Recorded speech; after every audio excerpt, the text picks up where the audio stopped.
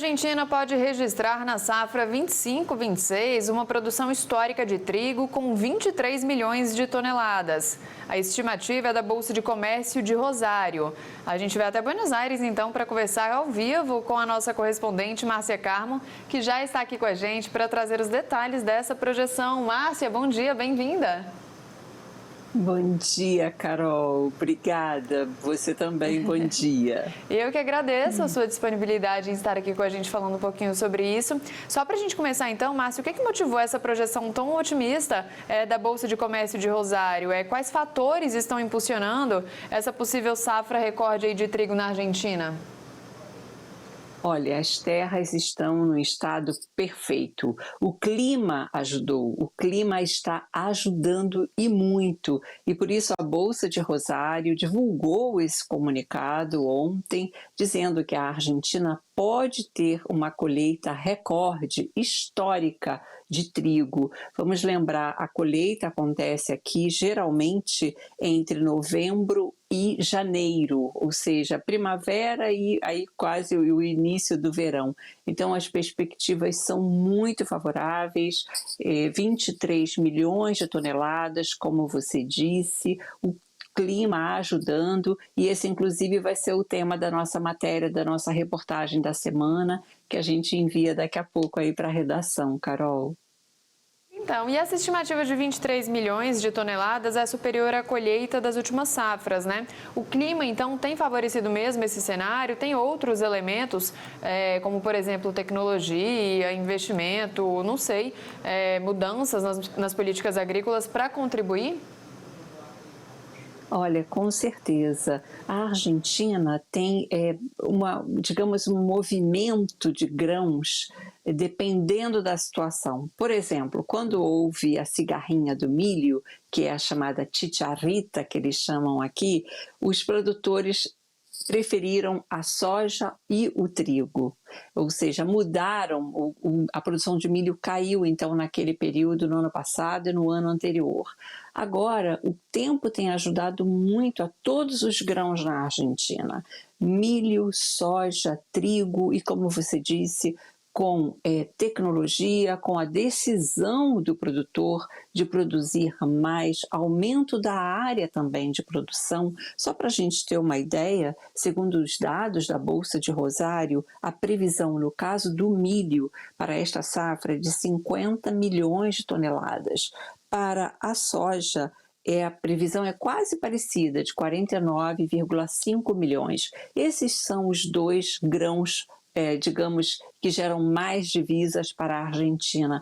Porém, o trigo tem crescido e muito, para surpresa, inclusive dos analistas. No seu comunicado, a Bolsa de Rosário diz isso, fato histórico, surpreendente, porque desde que a Bolsa de Rosário acompanha o comportamento da produção e da colheita, a safra de trigo, é a primeira vez que eles veem um quadro que eles chamam de mais do que excelente. Somente em 2021 e 2022, também de acordo com a Bolsa de Rosário, a Argentina teve uma colheita muito ampla de trigo, mas desta vez pode até superar aquele registro de 2021 e 2022. E como que o produtor argentino está reagindo aí a essa expectativa? Já tem um aumento aí visível então na área plantada ou na preparação para a próxima safra? Sim, o produtor argentino está muito otimista em relação ao trigo, em relação ao milho e à soja. No caso do trigo, vamos lembrar, né, o Brasil é o principal destino das exportações do trigo da Argentina. Porém, a Argentina ganhou outros mercados nos últimos anos, pela qualidade do seu trigo, porque o Sudeste Asiático aumentou muito a importação do trigo da Argentina. Então, o trigo realmente em alta por aqui, claro, com o Brasil sempre como um destino preferencial, até pela questão geográfica e pelo histórico dessa relação.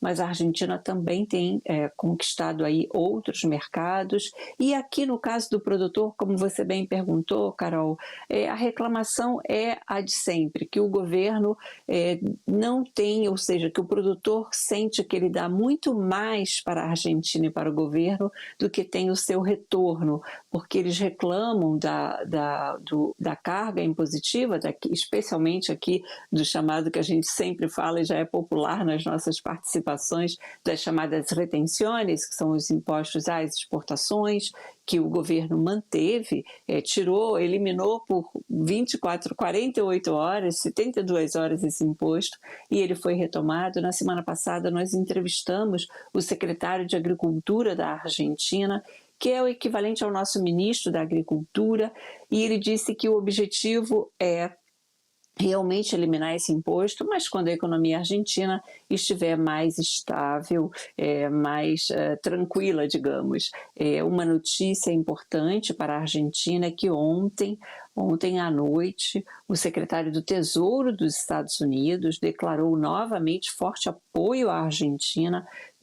Os Estados Unidos compraram pesos da Argentina, a moeda nacional, uma moeda que muitos argentinos às vezes preferem rejeitá-la, que é tão diferente do nosso caso no Brasil, preferem o dólar ao peso, mas ontem esse gesto importantíssimo do secretário do Tesouro dos Estados Unidos, Scott Bessent, anunciando aí a compra de pesos da Argentina para fortalecer a economia do país, as finanças do país, e na semana que vem a expectativa, porque Milei se encontra com Donald Trump na Casa Branca e a Argentina aguarda uma ajuda de 20 bilhões de dólares dos Estados Unidos.